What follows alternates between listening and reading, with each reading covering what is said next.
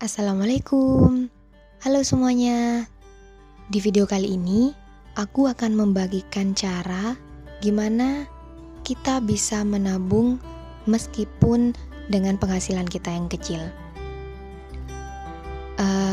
Jadi, buat teman-teman yang memiliki penghasilan kecil, jangan patah semangat, jangan menyerah. Kita masih bisa menabung asalkan kita benar-benar mengatur pengeluaran kita. Oh ya, sebelumnya aku sudah pernah mencoba metode ini sebanyak 2 kali dan itu lumayan berhasil di aku. Makanya aku pengen nge-share ke teman-teman semua gimana aku biasanya mengatur anggaran pengeluaranku ya, supaya bisa dipakai untuk menabung juga. Oh ya, aku terinspirasi melakukan metode ini setelah lihat salah satu video di channel YouTube. Mungkin teman-teman tertarik juga untuk melihat video itu, nanti aku taruh linknya di deskripsi di bawah. Oh ya, kita langsung aja ya. Untuk pendapatanku di sini kurang dari 2 juta. Jadi pendapatanku itu sebesar 1.300.000 rupiah. Kemudian aku sisihkan untuk tabungan sebesar 10%. Itu sebesar 130.000 rupiah. Setelah itu kita perlu menentukan pengeluaran tetap juga. Jadi apa yang benar-benar kita butuhin di bulan itu kita catat di pengeluaran tetap. Dan biasanya kita juga harus mengatur pengeluaran tetap itu sebesar 50% dari pendapatan total. Nah, untuk pengeluaran tetap di sini aku atur untuk bensin sebesar 200.000 karena aku pergi ke tempat kerja itu pakai motor dan biasanya habisnya ya sekitar 200.000 itu sih. Kadang juga bisa kurang. Kemudian untuk paket internet 80.000.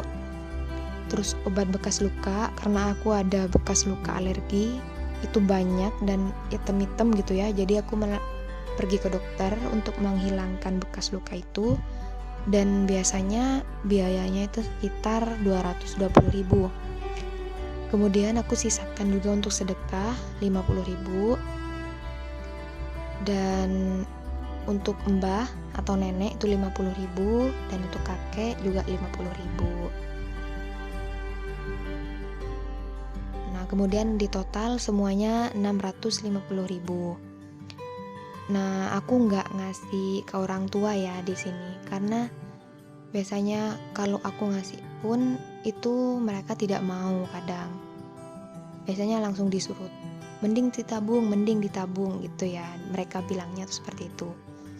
Makanya biasanya aku bantu orang tua itu di belanja bulanan. Kayak beli sabun cuci piring atau sabun cuci baju gitu. Seperti itu. Jadi belanja bulanan itu ada di pengeluaran yang berubah-ubah ya. Aku perkirakan di sini sebesar 300.000 pengeluarannya. Dan untuk jajan itu 100.000 aja, nggak usah banyak-banyak. Dan sisanya untuk dana darurat sebesar 120.000. Nah, dana darurat ini kita bisa pakai misalnya ada kejadian-kejadian yang di luar perkiraan kita. Contoh misalnya ada kondangan atau teman kita lahiran atau yang lain-lain. Jadi kita bisa pakai uang itu dari dana darurat itu. Jadi tidak mengganggu pengeluaran-pengeluaran yang lain gitu ya. Selanjutnya kita juga perlu mencatat pengeluaran kita supaya kita juga bisa mengontrol tiap harinya itu kita menghabiskan berapa gitu. Nah, ini juga bisa jadi salah satu cara supaya kita menghemat. Jadi kita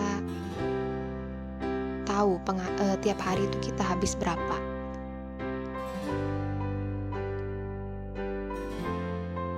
Oh ya, selama melakukan metode ini aku memang tidak menganggarkan untuk belanja online ya, seperti baju dan yang lain-lain. Karena kalau aku melakukan itu pasti itu melebihi budget atau melebihi anggaran. Tapi nggak apa-apa, itu juga sebagai latihan biar kita hemat kan. Jadi ya seperti itu. Mungkin bajunya beli nanti-nanti aja, kalau sudah tabungan kita lebih banyak gitu ya. Oke, selanjutnya aku di sini juga melakukan tantangan menabung. Budgetnya itu sebesar 1 juta. Dan ini aku lakukan kalau misalnya ada uang lebih dari sisa-sisa pengeluaran tetap sama pengeluaran yang berubah-ubah tadi. Jadi kalau misalnya ada uang sisa, kita bisa taruh di tantangan menabung itu.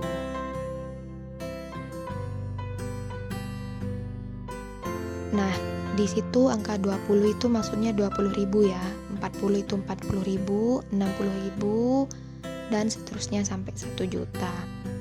Sebenarnya kemarin aku sudah menabung itu sampai 500.000 dari sisa-sisa pengeluaran yang bulan-bulan sebelumnya. Tapi di situ lupa aku nggak catat ya. Harusnya itu dikasih tanda. Oke, lanjut. Selanjutnya aku juga mencatat hari-hari di mana aku tidak jajan. Ini juga bisa mengontrol sih. Bisa membuat kita hemat juga. Kan lumayan kalau uang dari jajan kita itu kalau lebih bisa kita taruh di tantangan menabung juga.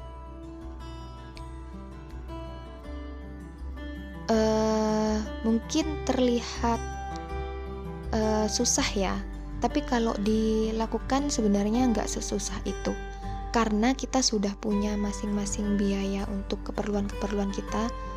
Jadi mau di akhir bulan pun kita itu masih ada dana gitu. Lah, kelebihannya mengatur keuangan seperti ini tuh di situ. Jadi kita bisa jelas tahu kemana uang kita pergi. Maksudnya kita bisa tahu dengan jelas kita menghabiskan uang kita itu untuk apa aja. Jadi bisa lebih terkontrol. Sebelumnya aku belum pernah sih melakukan metode-metode seperti ini kan. Soalnya aku pikir dengan penghasilanku segitu, apa iya bisa untuk menabung gitu.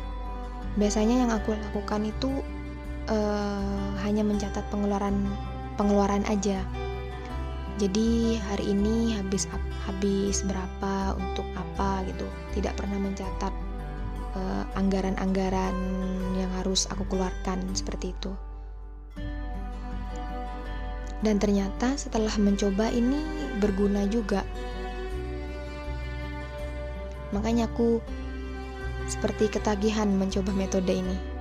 Karena ketika kita melihat hasil tabungan kita, meskipun sedikit, tapi itu senang aja gitu.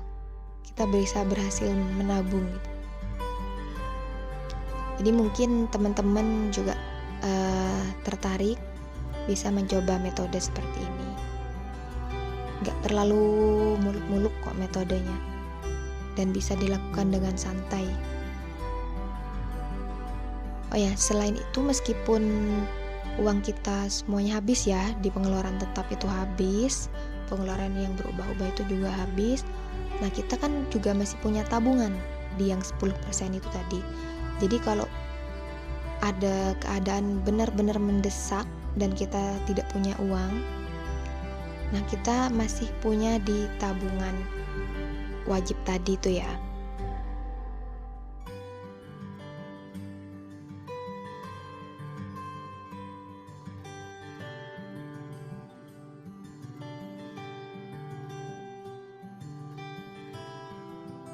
Oke, mungkin sampai di sini dulu video kali ini.